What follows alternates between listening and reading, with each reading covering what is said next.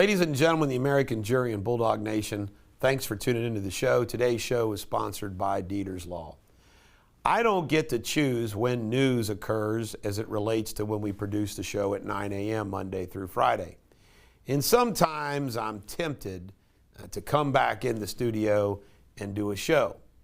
I was tempted to do that on Friday when the decision that was written by Justice Alito came out relative to the reversal of Roe v. Wade. And there was an opinion written by John Roberts, who wouldn't have went as far.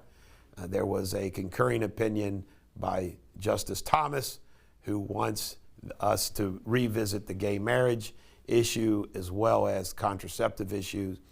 And then we have dissent, but it was a 6-3 decision. And I resisted that because I just wanted to see how everything settled out.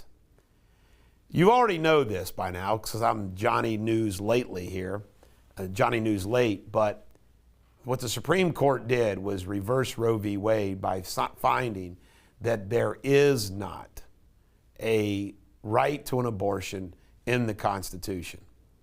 It's my opinion that is a correct decision, that there is not a constitutional right for an abortion. However, what many people don't still, I'm kind of shocked at this, still do not understand, is this does not end abortion in this country. Each state is now allowed to enact laws relative to whether or not there should be abortion or not. Many of our states have, including Kentucky, had these laws lined up for quote-unquote triggers where it would be banned. Kentucky, for example, is going to be banned except for the life of the mother. One thing, and I wanted to know that I posted some really harsh things, and I ended up deleting them because, you know, why I am happy with the Supreme Court decision. You know what? Life is not lived in a bubble at all, at all.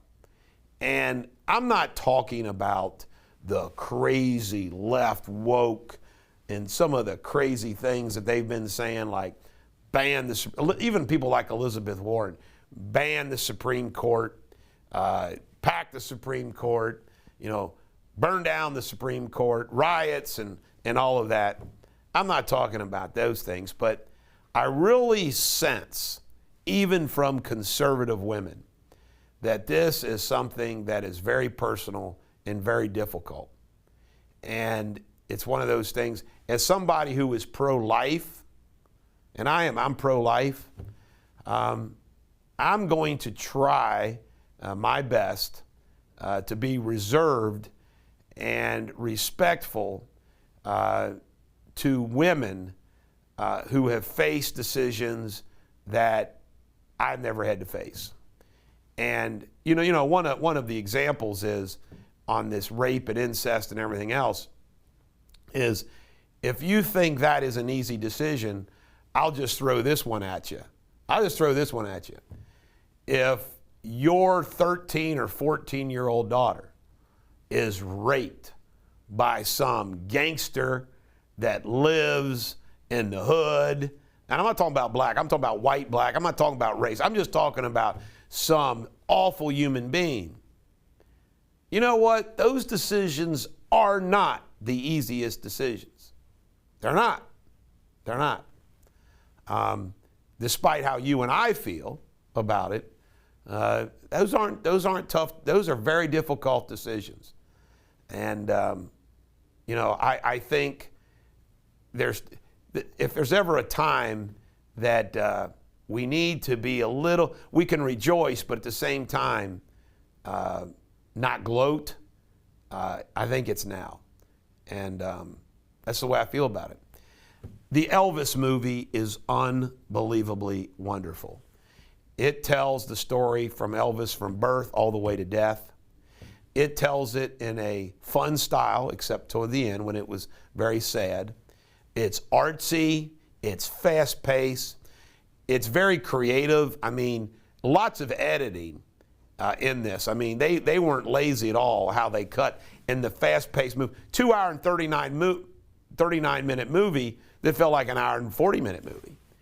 It was really, really good, historical, and it cracks me up how, like, for example, the biopic Elvis covers a lot of ground, Kentucky Enquirer. It begs the question, just how much happened to Elvis. Fact-checking the new Elvis movie.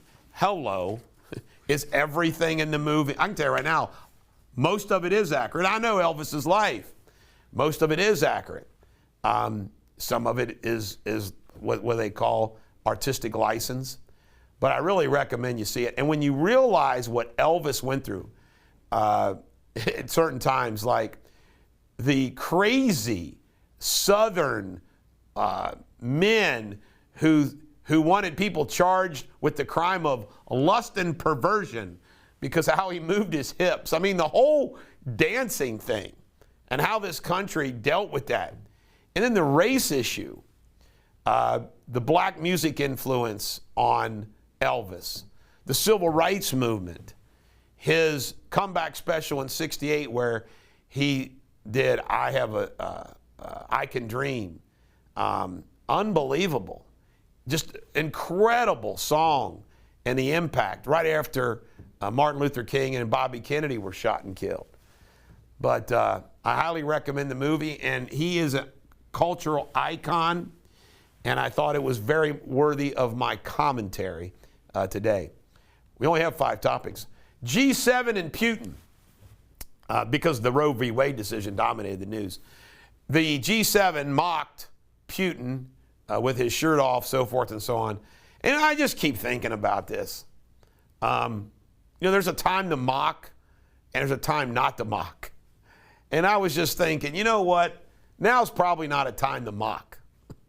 I don't know what they gain from that mocking, but we'll see.